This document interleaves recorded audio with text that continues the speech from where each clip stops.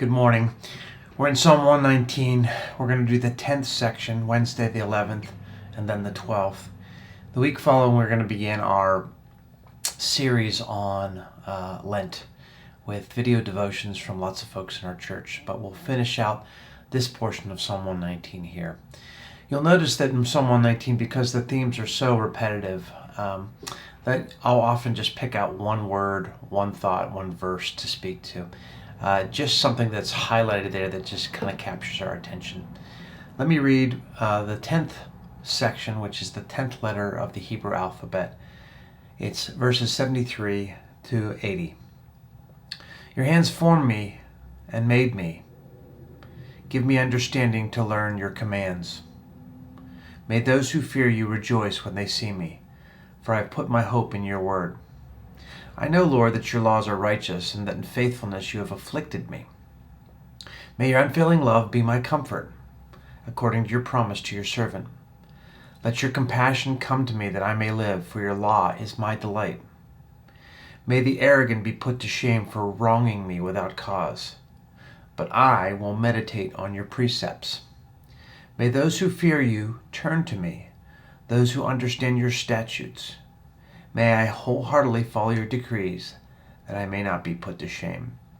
Today I want to focus on verse 73, which is the first verse.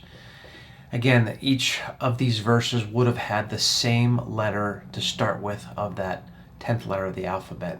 Here, without knowing the Hebrew, we know this is the concept they want to put before us. Your hands made me and formed me. Give me understanding to learn your commands.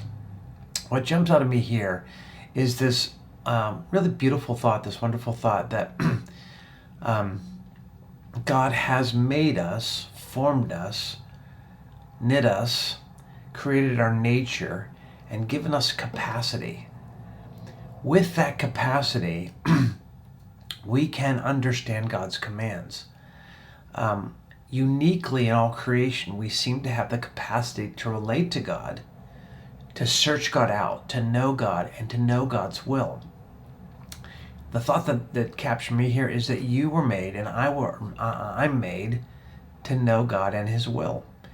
We find it difficult, of course, because of the fracture of sin, right? The sin that warps all levels of our existence, that all relationships, our relationship with God is warped, our relationship with each other is warped, our relationship with creation is warped, and even our relationship with ourselves, our own selves, is warped because of sin. So there are hurdles to overcome, and the psalmist knows this, right? And so he prays, give me understanding to learn your commands. So he recognizes both that we have been made with the capacity to know, but now I have to invite God to instruct me, to form my thinking, to introduce His righteous ideas and concepts. Every time we go to the Word, right, we have an opportunity for God to do that kind of work. But I love the humility of asking, God, you've made me to be able to know you, so I can have the confidence that it's possible, but I need you to guide me in the process. Would you give me understanding to learn your commands?